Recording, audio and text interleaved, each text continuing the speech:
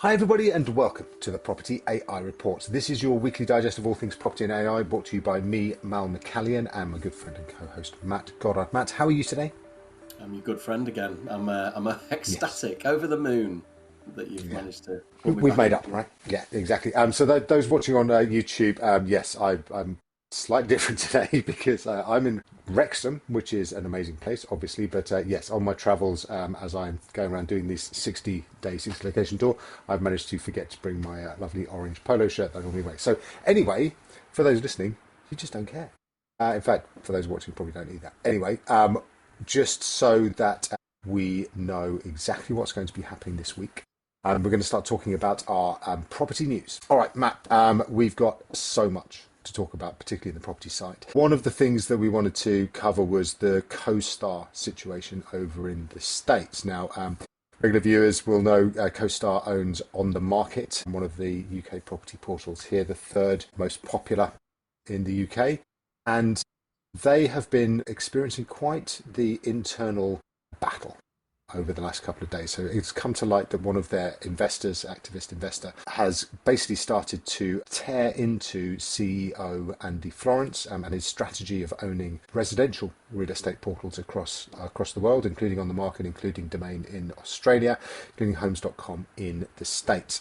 This activist investor wants them to retreat to their commercial heartland where they started out and to divest themselves of all of the residential sites, including On the Market and Homes and Domain. Um, they've also managed to secure, has this activist investor, $3 million retreat from advertising for that otherwise CoStar would be investing in residential real estate portals. So it's all looking quite, yeah, just out of the blue, sort of suddenly a little bit different as far as CoStar and On the Market and others are concerned. What's your take, Matt? It was interesting that the basically activist investor called Andy Florence out for his being frivolous, wasn't it? It's almost Mm, like his own little uh, escapade off into buying residential property portals. And obviously we hear the news that he acquires On the Market, then obviously Domain was the big news last year. So to actually have the activist investors sort of almost reining him back in, the first time I've certainly heard of his power at the top being challenged after, what is it, decades of running the show there. So it yeah. came at the same time that obviously On the Market were in the press saying that they were the big up and coming portal, wasn't it? Yeah, so the big article, almost like the day before, from Jason Tebb, who's the president of On the Market over here, genuinely good guy. And I think that, yeah, it feels, and also apparently over in Australia, Domain, one of the key people out there, also did a big old statement, like literally 24 hours before this kind of negative news dropped. So yeah, it's been. I wonder how, with the kind of retreats, the focus on profitability, which is what again, this kind of statement that came out of CoStar said a couple of probably about 10 days ago now, basically said that we are, we're going to focus on profitability. We're not going to invest quite as much. We're going to make sure, that people are being charged appropriately and so on and so forth. And yeah, it just feels like this is quite a kind of seismic moment. And I imagine that, if you are sitting in Rightmove Towers, having heard all of this noise from CoStar about how they're going to take you on and do all this sort of stuff, that actually this is quite a moment for Schadenfreude in terms of another challenger has come, has tried to scale the walls and has not been successful because essentially from behind the scenes people aren't impressed with how much they've invested and what the results have been, right? Exactly that.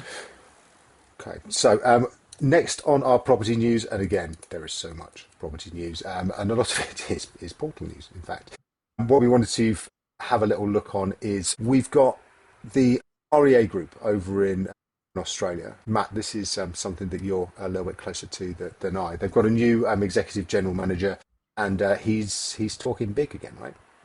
That's it. So the new general manager stepped in after the old CEO. He announced his sort of stepping down quite a while ago, and it was a sort of a planned piece. But it's not just so much that the general manager's come into realestate.com.au, which is the Australian equivalent of Rightmove, but more so the fact that he's immediately sort of gone gun ho with their drive into AI efficiencies being a priority for them. Now, maybe he's not au fait with what happened to Rightmove last year when they announced their AI strategy, but it seemed a bit of a risky one from on this side of the globe, and especially given, Sure did. as you just alluded to in the previous comment, Domain coming out fighting ahead of that sort of CoStar news breaking. So yes, he's stepped into the breach. Gerard Connell, as the new general manager, sort of cited the new era of AI-enabled growth and innovation, and sort of sat here waiting to see what impact that has on their share price. Yeah, having a little look right now, and the peak in August last year, kind of like all of these, major property portals, like all the major ones, Seloger in France, you got Scout 24 over in Germany, Hemnet in Sweden, and others. REA Group was riding high in August in the summer last year, so its share price was 263, and it's now 189. So it's down a good 20-21%, and it dropped a little bit yesterday as well. So yeah, again, it's the same kind of challenge that all incumbents have, which is basically they have to try and make AI a feature rather than the product, because if they actually kind of rebuild their kind of portals with AI as the AI first, the kind of centerpiece of what they do, then all of their monetization that they've finessed so hard over the last 20, 25 years just disappears. It just stops being a profit engine. So yeah, all of these major portals have had problems with this. REA Group continues to have problems with this. That this guy has been hired, and obviously the people hiring him know that he's going to go large on the AI side, is really interesting, because it suggests that actually they're going to just wear the impact on the business with a view to actually then kind of devising some kind of AI solution to the challenges they face. So yeah, look, it's a watch this space moment. I imagine that other portals around the world, let's also include Rightmove in that, are looking at this with their share prices also tumbling over the last sort of 4 or 5 months, and seeing how that performs. But yeah, look, for all of them, I just think it's AI has to be just a bit of window dressing rather than necessarily something that they're fundamentally driving and kind of believing it. And so that's REA Group. And we wanted to touch on some news from Boomin, actually, who have not necessarily featured a lot on our property AI report over recent months/years. So there's been an update from the liquidator about Michael Bruce acquiring the IP for a part of Boomin, which is called My Bespoke Room. And Michael Bruce acquired this in the June of 2022, while Boomin collapsed about 3 or 4 months later, actually 5 months later in November 2022. So there's been a without prejudice agreement, apparently, worth about £60,000, which is 6 times what the other assets of the business have been measured at. So yeah, all of this is a kind of final sign off for a business that had some amazing ideas, I think, but always suffered because perhaps of its owners and the history that they had in the industry and the attacks that they launched whilst owning Purple Bricks in the sort of mid 2010s. So next up on our property news, final piece, Matt wanted to just catch up a little bit on I Am Property acquiring Valpal. So that was the big news from today, in fact, the 29th of Jan.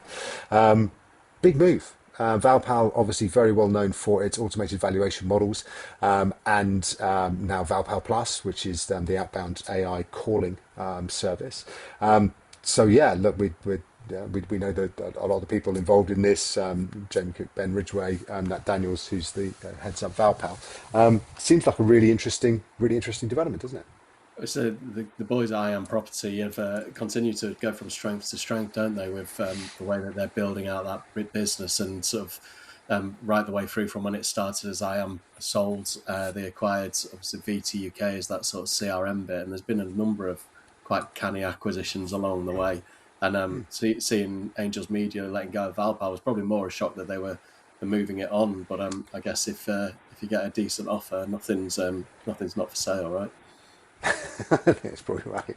Yes, and no matter how many times we've already asked, no one's showing how much the transaction was worth. But yeah, no, I think it's, again, just a really kind of exciting indication of sort of like the health of technology market, that actually there are some big believers in what's happening around and about in the industry. So yeah, no, a really, really, really interesting move, and bringing together two businesses that I think are going to continue to make their presence felt and to continue to grow in the new world. So yeah, congratulations to them, and fair play. And then just a final one in the property news, because again, we've got so much is going on. We've got Property Franchise Group revenue up by 25%. We've got underlying profit up at LSL as well. So again, some really good indicators of a healthy market really in the UK. Yeah, both got strong growth, haven't they? And sort of Gareth over at Property Franchise Group has taken that business again from strength to strength, and Adam Castleton at LSL certainly seeing that growth. I think it's 15%, which is a record for them, wasn't it? A record margin. Yeah, incredible. And yeah, it was only a few years ago that they changed their business model completely, wasn't it? From being kind of the sort of owner of all these businesses and brands to franchising it out, and it seems to have gone very, very well for them. And they've really kind of made some incredible strides as a business now as part of this whole franchise network. So fair play to them. All right, that's our property news. Now let's dive into AI and tech news. All right, so let's start with a bit of OpenAI. Now, OpenAI is bringing some new tools to its platform. So it's introducing things like shopping carts and merchant tools, so the ability to be able to use AI in advertising and promoting products and services. Matt, what's your take on all this?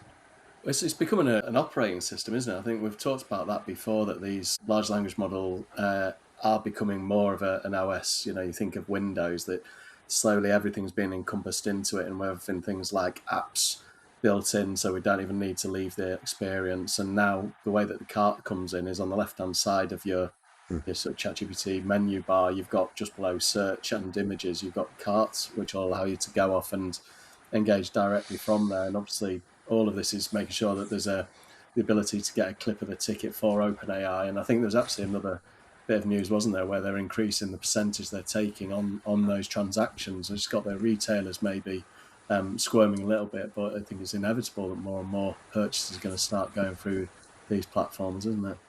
Yeah, and it's no secret that OpenAI is trying to find as many ways as possible of making money. They have a lot of investors who have invested many, many billions in the business, and they don't quite have the same sort of almost continuous revenue generation that the Google has through all of its ads, Meta has through Facebook and Instagram and WhatsApp and so on. So it needs more than the others to actually drive revenue. We spoke last week about ads going into OpenAI, into ChatGPT. So yeah, a really interesting monetization route, and as you say, one that they are trying to kind of squeeze hard. But they're also looking to kind of incentivize, in a separate story, incentivize people to kind of make some AI discoveries that they can share the kind of wealth from. Right, and again, this just kind of speaks to the idea that they are looking all over the place at whatever potential wealth generation they can possibly do. Perhaps they've gone to ChatGPT and asked it, if you were the owner of ChatGPT, what would you do to generate some money? And they've gone, right, here's loads of strategies. They've gone, right, let's go out there. But yeah, no, so this AI discovery wealth idea seems also to be quite innovative, right?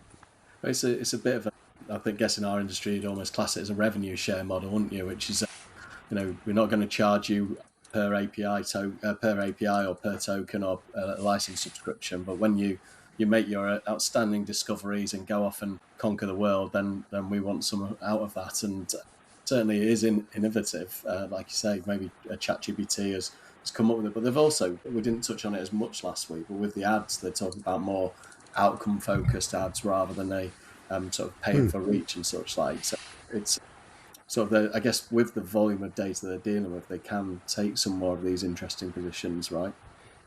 Yeah, and I think the kind of on success payment methods are going to become even more prevalent in the world of AI, because you can track things so straightforwardly. So I think, the kind of idea of, even going to subscription models or, for business to business particularly, I think there's going to be a lot more of a move towards, right, usage and or outcome focused. So actually you will only pay if you are making money and you share a clip of that, or it is only the amount that you use that you actually end up being charged for as well.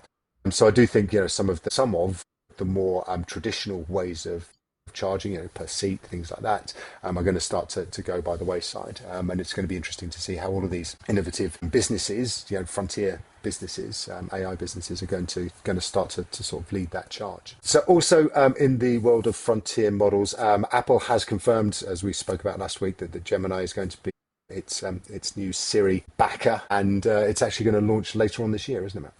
That's it. There's going to be an announcement actually next month, apparently, with a bit of a run through. I don't know if that'll be, as we talked about last week, the whole Apple Intelligence being relaunched, and obviously they're a good year behind now. So they'll have to be careful on what they promise, and especially after last time over promising with the various class action lawsuits. But in alongside it being unveiled as Gemini powered, obviously it came out that they were also seriously reviewed Anthropic and OpenAI as part of that process, and before obviously choosing Google as that solution. But I for one, am certainly looking forward to seeing how it goes and not having to necessarily dump my iPhone and my AirPods and such like just yet.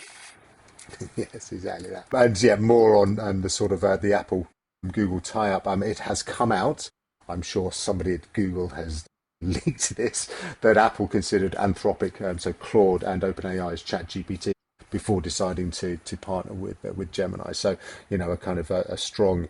We've done our due diligence, and we believe that Gemini is going to become the leading platform over time, and I think that's a really interesting sort of vote of confidence. We've spoken a lot about ChatGPT's kind of perceived dominance for a long time, and then suddenly Google has, over the last year in 2025 particularly, suddenly started to kind of take the lead and take control of this race, right? That's exactly it. Good to hear Mabel in the background as well there. Yeah, I know. I was trying to mute myself as I'm doing that. All right.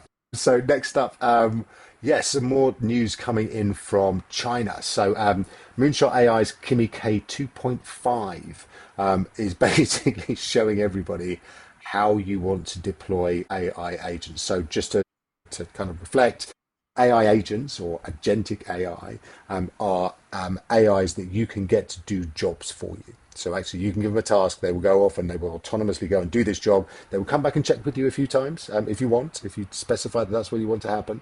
But yeah, in this particular instance, Kimi K 2.5, which is a very, very, very powerful model from Moonshot AI in China, it is deploying 100 sub-agents simultaneously to code. And it reckons it cuts coding time by 4.5 times. So Matt, this is very much your kind of world. Sounds pretty amazing.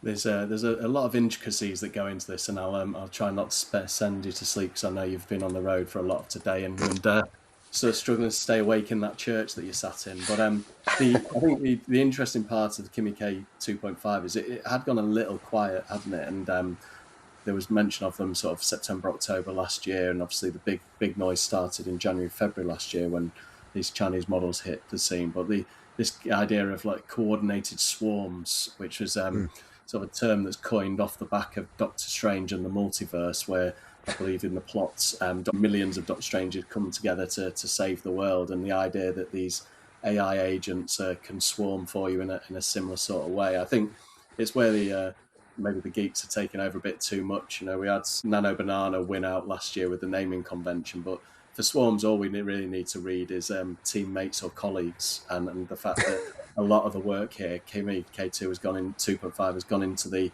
scheduling of tasks, so making sure that they can pick up the same tasks, that they're not working on the same ones, and that they're actually working hand in glove. And you can see from those sort of execution times being up 4.5%, 4.5 times at this speed, just really shows how well that's been coordinated. And I don't think this is the first time we'll see this, and definitely not the last. I think you even alluded to earlier, Claude Code's got swarms on the way, if not here already. Absolutely. And yes, swarms does sound a lot cooler than just colleagues. So I imagine it's going to stick. So It's that'll like stay. when people have support heroes and customer champions and those kind of names like you get if you're working in a fast food restaurant. You can have the ones. And like joking aside, I've been using Claude Code a lot, like people do. I think over the Christmas period when you're not working flat out, you can experiment a bit more, and it's great having it sat there and thinking through, and gives you a prod when it needs you to review something. But that's one Claude Code. Imagine having like several of those that are interacting and handing tasks off to each other, and it's that sort of stepping back and thinking of things as your teams. And we talked about marketing before, where you've got the copywriter handing off to the editor, handing off to the social media thing. Like the idea of these teams working together and churning through tasks without tripping up over each other.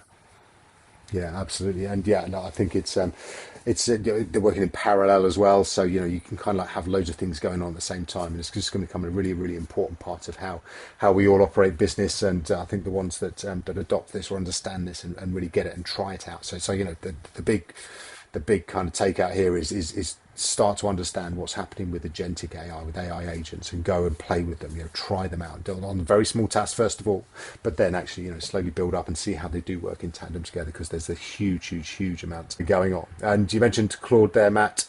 There's been a lot coming out from Anthropic about Claude, its large language model. I think we mentioned last week about it going into Excel, but maybe that was just another kind of quick brief thing. But it's got co-work, as we spoke about last week, certainly, and yeah, it's just building even more things into Claude even this week, right? The Claude in Excel this week, the big announcement really is that before you could ask Claude to do a lot with Excel, and it was actually more powerful than actual Copilot embedded in Excel. What this week's announcement was is you now actually have it in as an add-in within the Excel product. So where the side panel opens up and you can ask it in line to just deal with your spreadsheets, and it's exceptionally powerful. And gone are the days, I used to crunch through a lot of Excel formulas and spreadsheets when I was at Foxtons, and Same. one of the days of having to try hack those and go to and work out in the formula bar where you're missing a parenthesis, to now just being able to say to Claude, fix this and create this spreadsheet, and off it'll go and work in line in your Excel. So that was the big announcement this week. The other one from Claude, which is sort of running fast on the tail of OpenAI and ChatGPT, is they announced their apps, and I've not had a chance to play with it yet. But this is the idea that within Claude you can add in third-party apps that you can call as part of the prompt, and so they're up there running very much continuation of what ChatGPT had done. So it's keeping that consistency across all the large language models, isn't it? Or one builds in the functionality and then the rest of them replicate it.